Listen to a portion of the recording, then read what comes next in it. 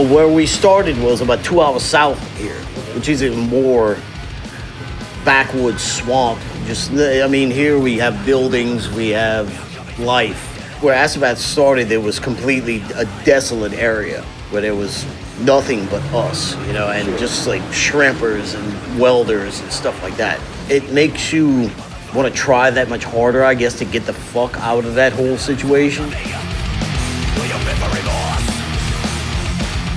When Asabath started, there was already an established scene here. We were basically considered outsiders because we weren't from the New Orleans area. We didn't know anybody that was here. We were basically strangers. And we had to basically force our way into the scene. And we tried our damnedest to do so, you know. Our major goal back then, when we were starting the Asabath stuff and all that, was to play a gig somewhere in the New Orleans area. To get away from where we started, you know. Sure. And to get here, that was our major goal. And it took us a long time to like actually be accepted in this scene because, you know, I hate to say it like that, but it's the scene around here. I mean, you have to really prove yourself to be accepted in this scene.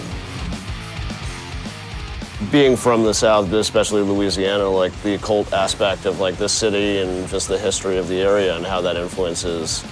As far as the occult aspect, yeah. Well, that stems from a long time ago. I was raised in a very Catholic household, but I never really felt comfortable in that situation. I knew there was always something else out there besides, but they're saying you have to follow these rules by this person called God or Jesus. And for some reason, it's like, I've always just not felt that wasn't right for me. There's something embedded in the ground here that can't really be explained. Like blood's embedded in the soil here for like negative energy. Before I even started playing music, I can't even remember where it came from or what happened, but it was an image of, it was a pentagram with it wasn't entrapped in a circle. It was almost like, it's like this straight line, came around across the sides, it came down to the front point. It's like a lot of people say that you know, you're not born into it, you're attracted to it naturally. Something struck me there where it just felt like I was going home when I saw that image.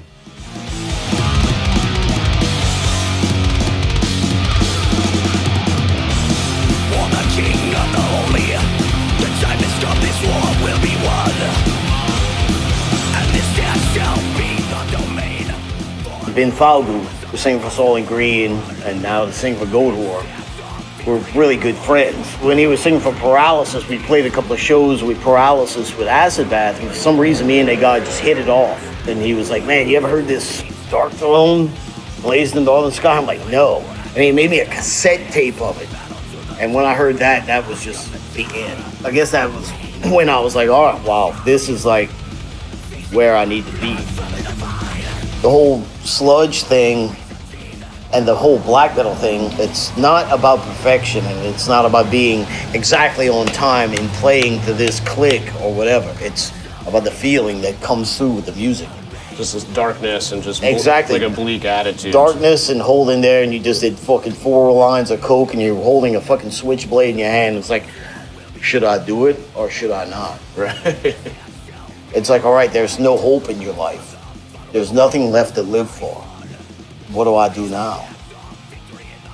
And that is the eternal question. Right. Play metal. Play metal, yeah. yeah.